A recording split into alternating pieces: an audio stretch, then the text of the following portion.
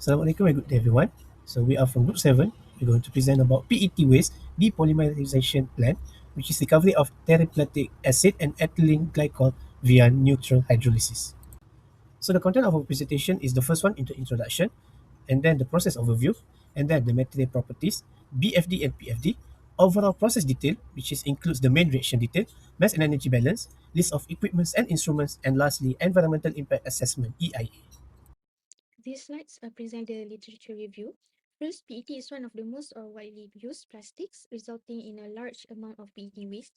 Since PET can be converted back into valuable monomers, it has high recycling potential. However, conventional mechanical recycling causes polymer degradation, reducing product quality and limiting its reuse, especially for food grade applications.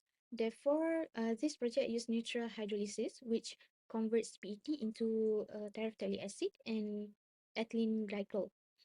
By using only water under high temperature and pressure, this process also allows water recycling and recovery of valuable products, making it more sustainable recycling method.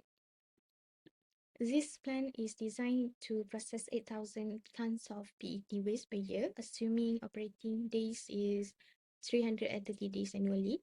The objective is to recover high priority TPA and ethylene glycol through neutral hydrolysis, while diethylene glycol is recovered as a valuable byproduct.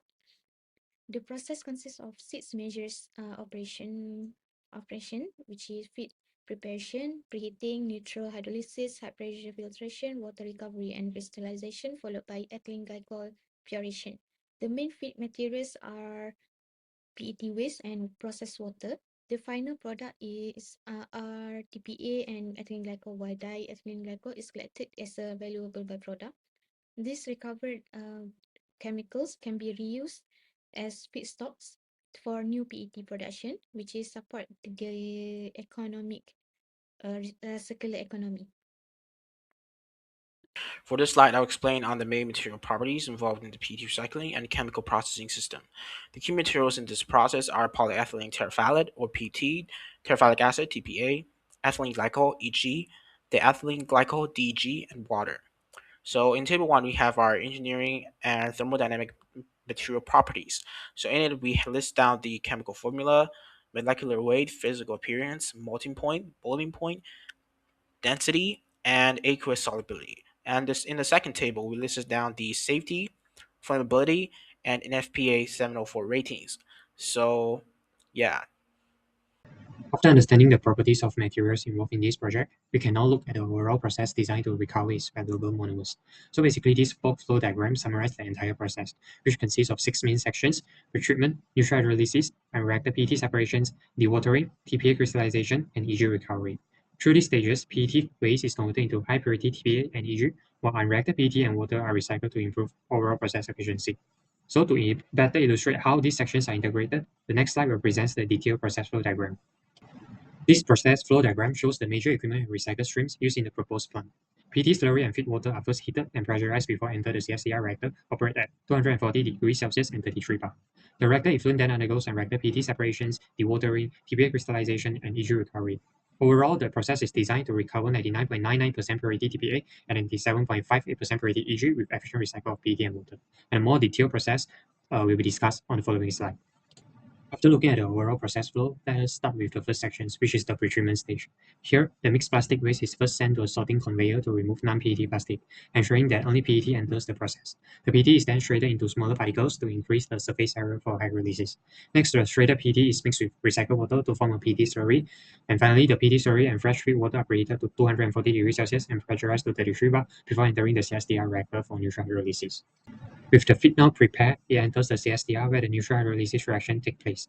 A CSDR was selected because it provides continuous operations, excellent mixing, and uniform temperature distributions, which are important for maintaining stable reaction conditions and maximize the PET conversions. The reactor operates at 240 degrees Celsius and 33 bar with a residence time of 30 minutes using zinc acetate as the catalyst, with a catalyst to PET ratios of 1 to 67.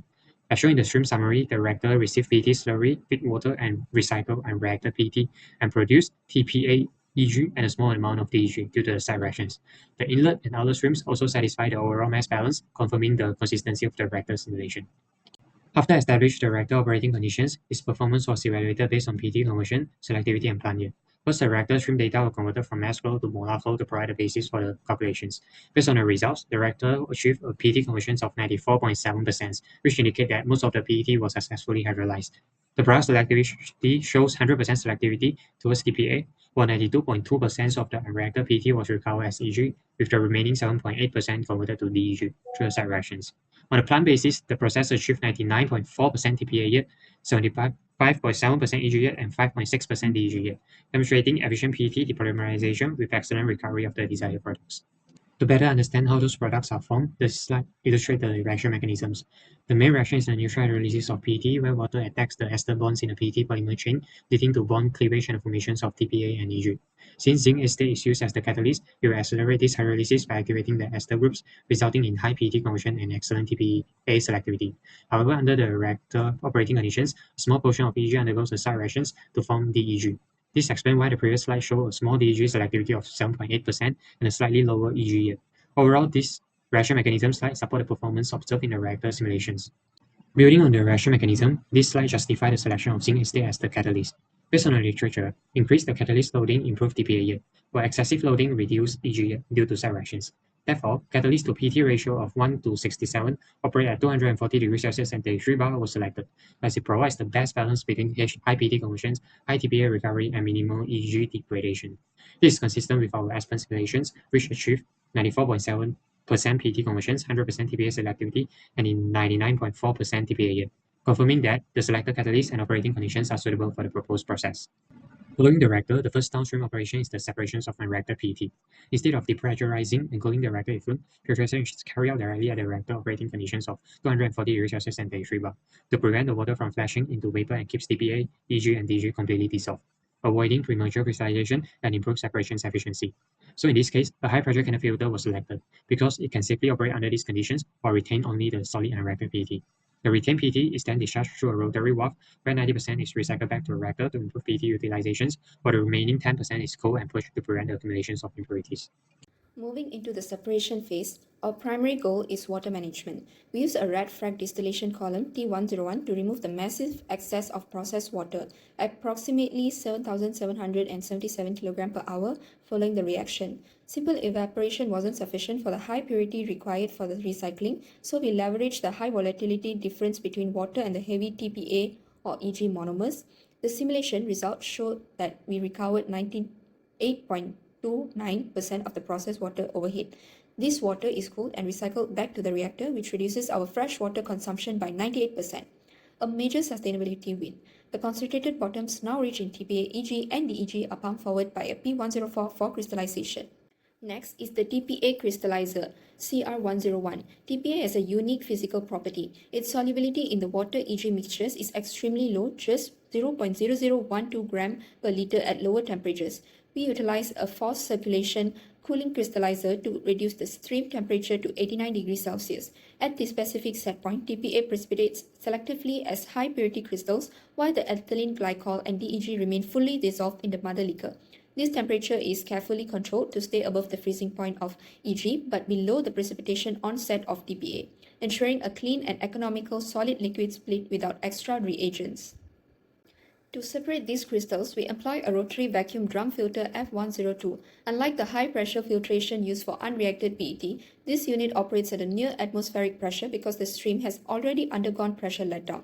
The vacuum draws the liquid filtrate through the drum, while the TPA crystals are retained and scraped off continuously. From this unit, we achieve our primary product stream, 782.30 kg per hour of high-purity dry TPA crystal cake. The remaining filtrate consisting of roughly 242 kg per hour of EG and DAG mother liquor is then sent to the final purification column. The final unit in our separation train is the EG recovery column T102, another red frag design. This column is dedicated to removing diethylene glycol DEG byproduct formed during the side reaction in the reactor. We exploit the boiling point gap between the EG at 197 degrees Celsius and DEG at 245 degrees Celsius. Overhead, we recover 228.18 kg per hour of high purity EG product, From the bottom, we recover 13.99 kg per hour of DEG. This is not a waste stream. DEG is a valuable, saleable byproduct for the antifreeze and polyurethane markets, ensuring a total resource utilization. Looking at the overall material balance, our plant operates at a steady state basis of 1000 kg per hour of PET feed and 7000 kg per hour of processed water. Our total input of 8000 kg per hour is precisely accounted for in our outputs, which includes 782.3 kg per hour of TPA, 228.18 kg per hour of EG, and our recycled water. We also account for minor rejects and unreacted PET. The simulation achieved a closure error of just 1.25 times 10 to the power of negative 4 percentage, which validates the high degree of accuracy in our process modeling and also confirms that our mass flows are perfectly conserved for all our units. Finally, we evaluate the energy balance. Our process requires a total heating duty of 13,233.56 kilowatt and a cooling duty of 13,192.37 kilowatt, leaving a net heat balance of 41.19 kilowatt. The most energy intensive equipment is the T101 reboiler, requiring 7,013.60 kilowatt to strip the excess water. On the cooling side, the T101 condenser has the highest load at 8,530.32 kilowatt. While these duties are significant due to the high temperature hydrolysis requirement at 240 degrees Celsius, this data identifies the T101 as the primary candidate for future heat integration to further optimize our utility costs. Now for list of equipment, reactor R101 convert PET slurry to EG80PA monomer at 240 degrees Celsius at 33 bar using zinc acetate catalyst. So it is proceeded to preheater E101 and 102. Meanwhile, downstream cooling is handled by E103 for unreacted PET, E104 for purge water, and 105 for crystallizer feed. So high pressure separator F101 then isolate the unreacted PET solids. Next, flash distillation column T101 strips water and light case from the effluent. So the water stream goes to crystallizer CR101 that operate at 89 degrees Celsius and 10.01 bar to crystallize TPA. Then V102 separates TPA crystal from the muddy liquor before the liquid move to T102 for final EG purification. Then color T101 and 102 are driven by the boiler RB101 and 102 and overhead condenser E101 and 110. So final storage preparation, there are three dedicated product coolers which is E106, E107 and E108 which operates as stated in the tables. So pressure relief is managed by rotary discharge valve XV101 and throttling valve XV102 to draw airflow pressure down to 1.1 bar. Fluid transport relies on AB duty standby pumps. P101 and 102 handle PET slurry and water feeds at 32 bar, while P103 and 104 transfer T101 overhead distillate and column bottoms respectively. Continuing with pumping system, P105 transfer crystallizer slurry to the vacuum drum filter, while P108 serves as a crystallizer for circulation pump. Finally, product pump 106 and 107 are responsible for transferring our purified EG and DEG streams directly to storage. For instrumentation for column T101, TIC101 senses bottom temperature to moderate steam valve TCV101 on RB101. Column inventory is managed by the bottom level loop LIC101 and discharge valve LCV101, while overhead accumulator level is maintained at a normal 70% by LIC102 and distillate valve LCV102. For column T102, TIC102 regulate chemical separation by adjusting TCV102. Some liquid level is held steady at a normal 70% using LIC104 and LCV104, while the overhead accumulator level is strictly controlled by LIC105 and product discharge valve LCV105. Lastly, CR101 maintain a normal 90% slurry level via LSC103 and LCV103. In the feed system, FT101 and 102 measure incoming component. FFC101 processes this data to modulate FCV101 to enforce our required 1-to-1 water to PET flow ratio. So now I want to talk about the environmental impact assessment.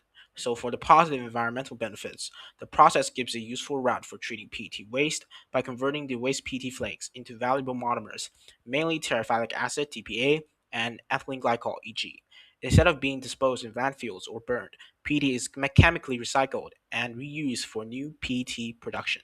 So the reactor achieves about 94.7 PET conversion, shows that most of the feedstock can be recovered, and in addition, the unreacted PET is separated after the reactor, and 90% of it were recycled back into the process, which reduces material loss and improves the overall resource efficiency. So, for the potential impacts and controlling measures, although the process reduces the plastic waste, it still has some environmental concerns. The reactor operates at 240 degrees Celsius and 33 bar, so the system requires higher energy input for heating and pressure control. This may increase electricity or steam consumption. And if heat recovery is not applied, water is also needed for hydrolysis. But the process includes water recovery distillation, allowing recovered water to be reused in the reactor feed and reducing the fresh water demand. So for more details of our presentation, you can scan the QR code that's been provided to look at our supporting documents and reference. That's all from us. Thank you.